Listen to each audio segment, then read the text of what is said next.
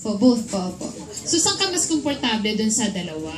Siguro dahil po ngayon mas marami kaming eksena ni Anjo. Mas Anjo po ngayon. Anjo. Opo.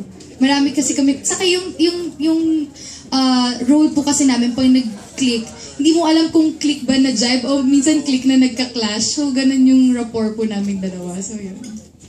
Okay. Kay Ariel.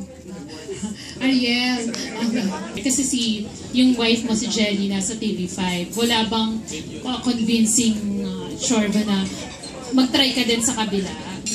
I tried it there sa GMA. But, you know, I started here. Nag-umpisa ako dito 1991. So, kaya nung bumalik ako dito, I felt at home agad. Parang kakilala ko yung mga tao pa rin. Sila Eric, sila Deo, everybody. So, there's a sense of belonging pagbalik ko dito. So, I suppose this is where I'm comfortable and where I want to be. So masasabi mong certified ka pamilya ka na? Definitely. Ayun.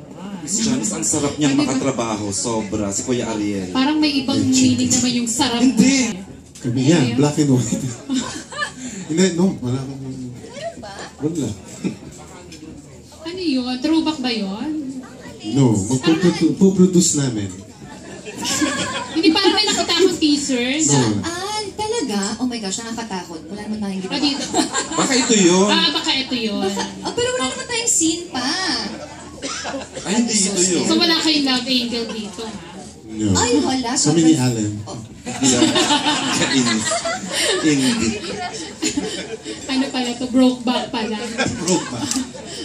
Okay, kay Carmina, since nakatrabaho mo na si Catherine and ngayon si Julia, ano yung masasabi mong strength ng dalawa? Distinct qualities. You know, I really don't want to compare kasi baka mamaya misinterpret ako ng mga tao, no? Basta, I just want to talk about Julia now kasi siya yung makakatrabaho ko sa ngayon.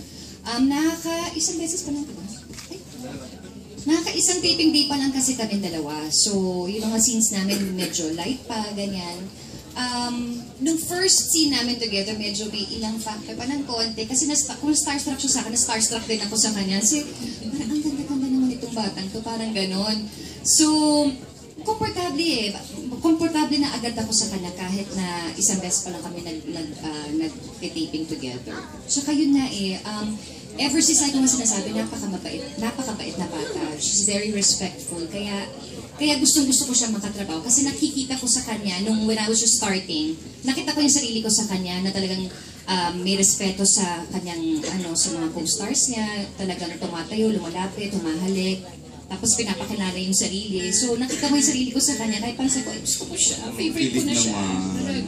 So kaya pinost ko talaga sa Instagram na talagang gusto ko siyang makatrabaho. So, Tsaka to follow that up, when I asked my wife kung, I was not familiar with who Julia was.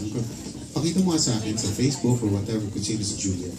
Tapos sabi niya, ito si Julia Montes. And then sabi ni Carmina, napakabait na bata daw. Napakabait. Okay, that'll be nice. So, Ariel, wala ka palang idea kung sino si Julia Montes? I don't watch TV, so I don't know who anybody is. Pero yung serye mo, siguro pinapanood mo. No, I don't. Hindi rin. Bakit? Kasi I'm busy.